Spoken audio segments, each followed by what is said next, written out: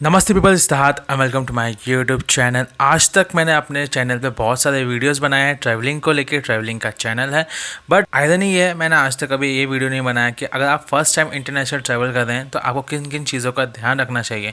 तो अगर आप उन ऑडियंस में से एक हैं जो बाहर नहीं गए हैं घूमने के लिए और प्लान कर रहे हैं कि आपको बाहर जाना है, इंटरनेशनल ट्रैवल करना है, बट आपको नहीं पता है कि how to plan, what to do, what not to do, तो छोटा सा वीडियो है, आपकी हेल्प करेगा। सबसे पहले चीज़ तो आपको ये करनी है कि आपको करना है प्लान एंड प्रिपेयर करनी है अपनी चेकलिस्ट में। अब चेकलिस्ट और प्लान क्या करना है वो ये चीज़ है कि अगर आप लोग इंडिया से फर्स्ट टाइम प्लान करें कहीं बाहर जाने का, तो मैं आपको रिकमेंड करूंगा कि ऐसी कंट्री को चूज़ करना जहाँ पे जाना इजी हो और उस कंट्री में आप आसानी से ट्रैवल भी कर पाएं। इंडियंस के लिए दुबई हो गया, थाईलैंड है, श्रीलंका है, यूरोपियन कुछ कंट्रीज़ हैं जहाँ पे बहुत ज़्यादा इंडियंस ट्रैवल करने के लिए जाते हैं और वहाँ पे काफ़ी आसानी से ट्रांसपोर्टेशन कम्युनिकेशन आप लोग कर सकते हैं। इंग्लिश में आपको ज़्यादा प्रॉब्लम नहीं आएगी, क्योंकि अगर आप लोग फर्स्ट टाइम ट्रैवल कर रहे हैं, अगर आप कंट्री चूज़ करेंगे कोरिया, जापान, तो वहाँ पर cultural shock and language barrier हो सकता है। तो ऐसी कंट्री चूज़ करना जहाँ पे आपको ट्रैवलिंग में ईज हो। इंडियन पासपोर्ट है तो वीज़ा का आपको ध्यान रखना पड़ेगा।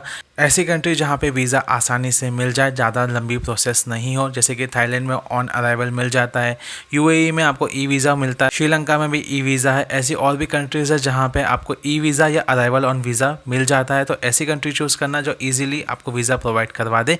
इससे काफ़ी ज़्यादा डॉक्यूमेंटेशन की जो चीज़ें हैं, दिन हैं आपके, वो बच सकते हैं और पैसे भी इतने ज़्यादा नहीं लगेंगे। वीज़ा के बाद फ़्लाइट की बात कर लेते हैं। ऑफकोर्स फ़्लाइट एंड अकोमोडेशन काफ़ी ज़्यादा इंपॉर्टेंट पार्ट है। जो कंट्री पास में है उनका फ़्लाइट प्राइस कम होगा, तो इंडिया से उन कंट्रीज़ में जाना भी ईजी होगा और आने के लिए किसी भी टाइप की प्रॉब्लम नहीं आएगी। सेकेंड स्टेप है ऐसी फ़्लाइट चूज़ करना जो आपको अच्छी डील प्रोवाइड कराए। स्काई स्कैनर, booking.com पे आपको अच्छे होटल्स, अच्छी फ़्लाइट्स मिल जाती है। स्काई स्कैनर फ़्लाइट के लिए बहुत अच्छा है। इंटरनेशनल फ़्लाइट्स के लिए आपको अच्छे ऑफर्स भी मिल जाएंगे एंड डिस्काउंट्स भी मिल जाएंगे। कायाक भी एक वेबसाइट है जहाँ पे आपको अच्छे डिस्काउंट्स मिल जाएंगे। और हाँ, अगर आप प्लानिंग कर रहे हैं तो कम से कम 2 से 3 महीने पहले फ़्लाइट की बुकिंग करना, तो आपको अच्छे प्राइजेस मिलेंगे। जितनी लेट आप बुकिंग करेंगे उतना ज़्यादा आपको प्राइस पे करना पड़ेगा। फ़्लाइट बुकिंग के टाइम बैगेज की पॉलिसीज़ हमेशा चेक करना, कितना बैगेज आप ले जा सकते हैं, क्या क्या चीज़ें आपको ले जानी चाहिए, नहीं ले जानी चाहिए, क्या गुड वैल्यू फॉर मनी है, क्योंकि कई बार फ्लाइट में आपको प्राइस कम पे करना पड़ता है, बैगेज लिमिट भी कम हो जाती है।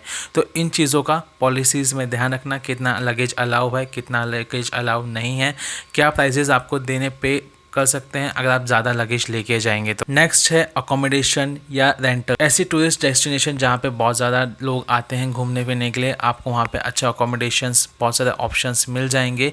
तो ऐसी जगह चूज़ करें जहाँ पे आपको हर टाइप के अकोमोडेशन मिल जाएँ। अगर आप बजट ट्रिप में है तो आपको अपने बजट वाले होटल्स भी मिल जाएँ, लग्जरी वाले होटल्स भी मिल जाएँ और बहुत ज़्यादा ऑप्शंस भी मिले। अकोमोडेशन के लिए आप booking.com का यूज़ कर सकते हैं, मैं प्रेफर करता हूँ उसको, इसलिए मैं आपको बता रहा हूँ। इसके अलावा आपको जहाँ पे भी अच्छे प्राइस मिले आप उनको बुक कर सकते हैं। फ्लाइट हो गई, वीज़ा हो गया, अकोमोडेशन आपने घर बैठे बुक कर लिया है। अब आपको चीज़ों का जो ध्यान रखना है वो है लॉजिस्टिक्स। एक बार फ्लाइट लैंड होने के बाद आप एयरपोर्ट से अपने होटल में अकोमोडेशन कैसे पहुंचेंगे।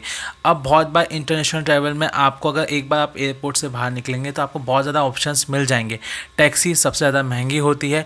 टैक्सी के अलावा आपको कई जगह पर मेट्रो ट्रांसपोर्टेशन के लिए बसेस भी मिल जाएंगी। तो आपको एक बार पहले चेक करके जाना है कि आपको क्या चीज़ सस्ती पड़ेगी, किफ़ायती पड़ेगी। फॉर एग्जाम्पल, दुबई में मेट्रो चलती है, तो चांसेस ये हैं कि आप मेट्रो लेंगे तो आपको किसी भी सिटी सेंटर में आसानी से पहुंचने के लिए बहुत ईज़ होगा। अच्छे आप अपने होटल के एरिया में पहुंच जाएंगे, वो भी सस्ते में। जब आप किसी नई कंट्री में लैंड करते हैं, आपको नहीं पता है कि आपको कहाँ जाना है, कैसे जाना है, तो काफ़ी ज़्यादा परेशानी आ सकती है और आप इस प्रोसेस में बहुत ज़्यादा अपने पैसे भी खर्च कर सकते हैं। तो इससे बचने के लिए पहले से प्लानिंग करके जाएं कि अगर आप एयरपोर्ट में उतरेंगे तो उसके बाद अपने अकोमोडेशन पे कैसे पहुँचेंगे। ट्रिप की प्लानिंग के दौरान इन चीज़ों का ध्यान रखें कि आप कैसी कंट्री में जा रहे हैं, उस हिसाब से पैकिंग कीजिएगा।